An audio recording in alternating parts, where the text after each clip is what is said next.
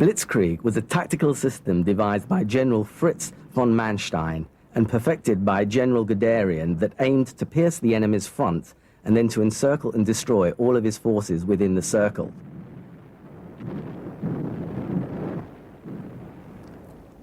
When, for example, a panzer division is advancing towards the enemy, it is preceded by armoured cars, whose job it is to look out for enemy positions and, if possible, assess their strength.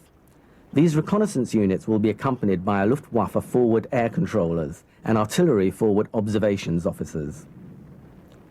The Recce force is in constant radio communication with the force commander and will report back as soon as the enemy is located and then press on as quickly as possible. The speed of the advance controlled by the commander. The commander can now decide whether to engage or bypass any given enemy position. With speed at a premium, heavily defended areas are avoided and weaker positions are selected for a swift and concentrated attack on a narrow front. At this center of assault gravity, the Schwerpunkt, the commander will concentrate as strong a force as possible for maximum impact. Guderian's motto was, "Klotzen nicht kleckern," thump 'em hard, don't pat them. The aim of the initial attack is to punch a hole in the enemy line, press through and avoiding the main enemy positions, getting an armoured force behind the enemy position and take control of his supply lines and lines of communications.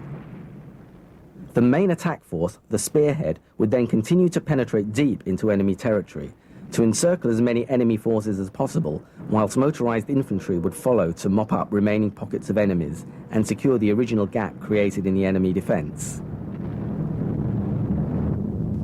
Blitzkrieg was a tactic that required teamwork, careful timing, good command, constant radio communications, and, if at all possible, the element of surprise.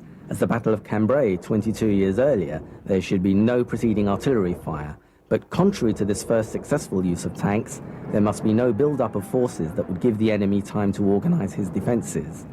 But again, and above all else, speed.